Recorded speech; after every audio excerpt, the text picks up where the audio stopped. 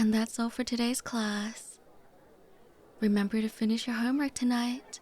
I'll be marking them tomorrow morning.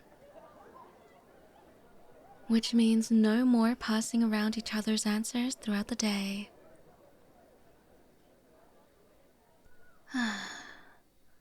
Not home time yet for me though.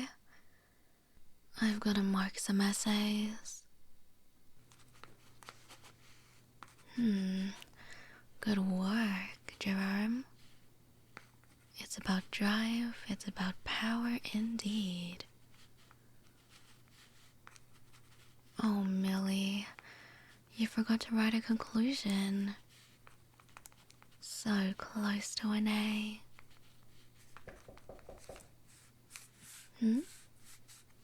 All the kids should have gone home already. Come in. Hello, mister. Huh?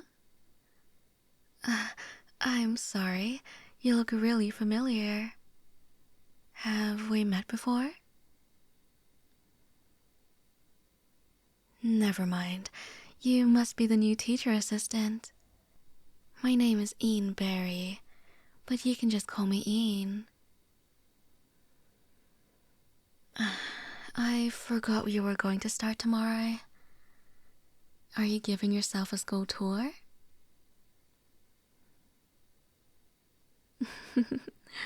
Cute. A lot of the other teacher assistants do that. But the only places they frequent are the teacher's lounge, the restrooms, and their own classroom. Speaking of which, did you prepare your speech for the kids? Oh no. Principal Skinner didn't tell you about it?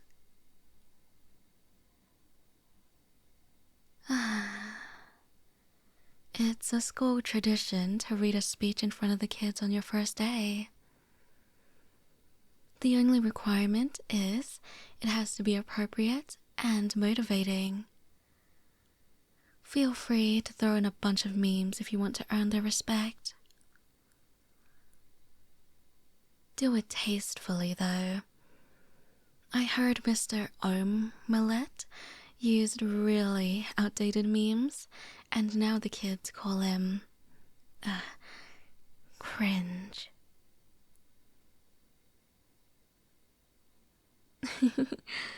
I doubt you'd be cringe, though. You've always been good with your jokes. Anyways, since you're here, do you mind helping me grade some papers? Consider it your first task.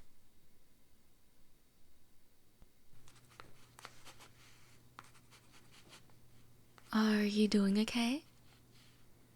You can take your time, you know. If you give someone the wrong grade, I might have to spank you.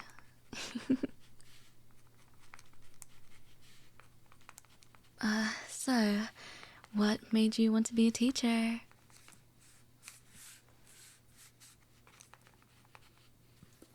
Oh, really? I have a similar reason too. Besides that, I had some really terrible teachers throughout my school life. Ones who would berate the students, destroy their creativity, motivation, and overall drain the life out of the kids. These kids are forced to spend 12 to 13 years in school, maybe even more if they decide to continue. All of their development in a toxic environment. I can't stand seeing my little optimistic and intelligent kids turn into burnt out and depressed adults. All due to the terrible education system. Amongst other things. They need to know that we are there for them to lean on. Not just as their educators, but as their role models as well. Sorry for my rambling.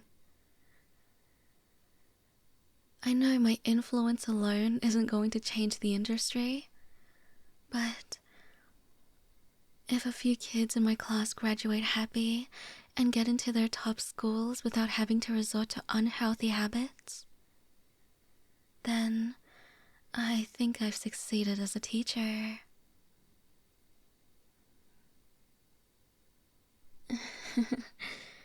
Kind of reminds me of Miss Lockhart.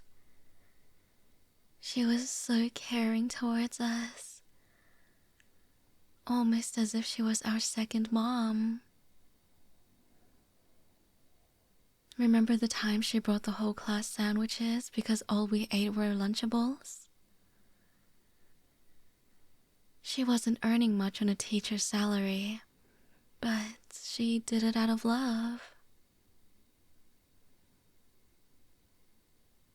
I aspire to be like her and wish my students will reminisce about me when they're older. That's not a strange thing to say, is it?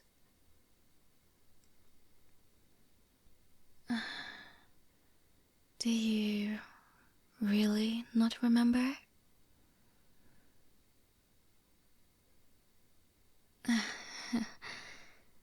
Never mind.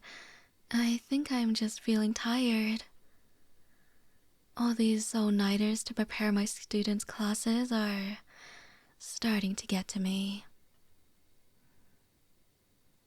I can't tell if you're messing with me, but I could have sworn you were him. You're leaving already? Oh, I guess it's pretty late, huh? Let me drive you home. No, really. I insist. What am I doing? I could ask you the same. Do you really not remember me? We went to high school together. You know, the quiet flower girl who always followed you around.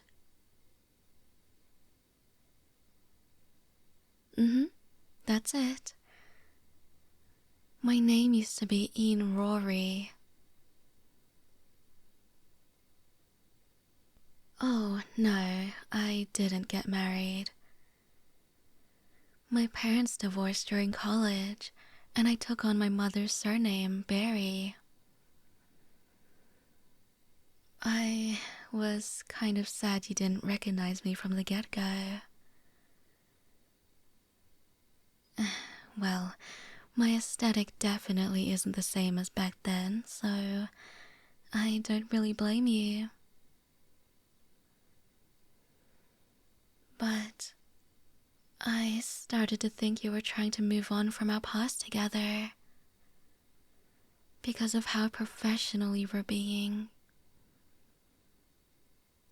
Maybe you were just as nervous as I was reuniting with you again.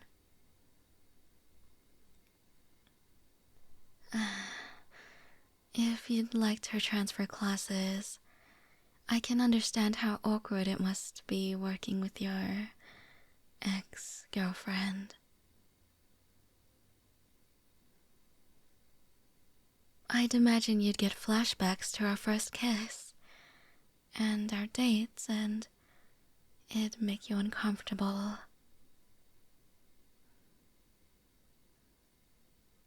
You're fine staying here? Are you sure about that? We may have broken up years ago, but I never got over it, you know? I know I was the one to initiate the breakup, but I really thought it was for the best. We were both entering really stressful stages of our life. College, part-time jobs, or full-time, and the most obvious barrier, I moved abroad. I couldn't bear to suddenly throw you into a long-distance relationship. I'd feel guilty for holding you back on experiencing a more social life.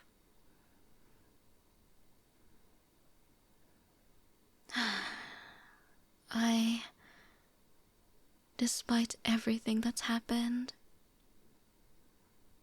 you're still the only one I want to be with. I think about you every night, thinking about your smile, your laugh, and the good times we've shared. No one has ever made me happy like you did. So, my question is, do you feel the same way? Do you want to be with me again?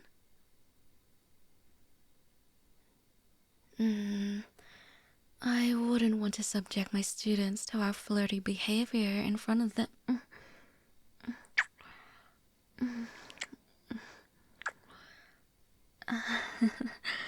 I'll take that as a yes then.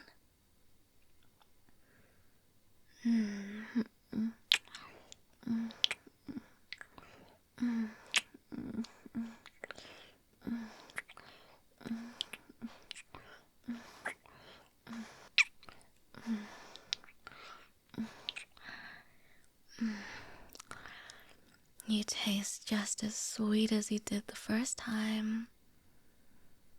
Maybe even sweeter. But I've also grown to like different things. I mean, I prefer making you feel good. Seeing you tremble beneath me from pleasure really gets me going. Oh, you'd like an example? My pleasure.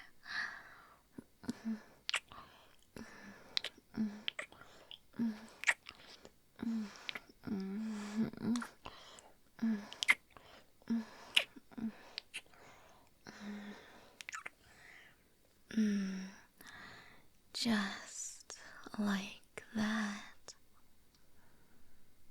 Do you want more?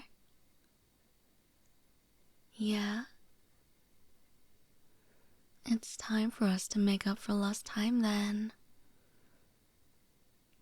Don't worry, I locked the door, remember? No one is going to come in and disturb us.